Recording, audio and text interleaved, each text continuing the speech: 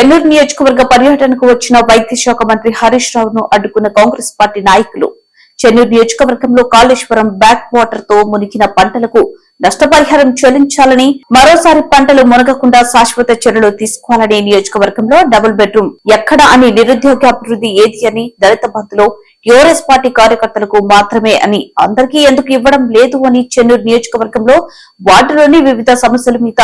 హరీష్ రావును ప్రశ్నిస్తే పోలీసులు దౌర్జన్యంగా Chennur assembly social media coordinator Boddu Rakesh, youth Congress president Burra Krishna, Lingampalli Mahesh,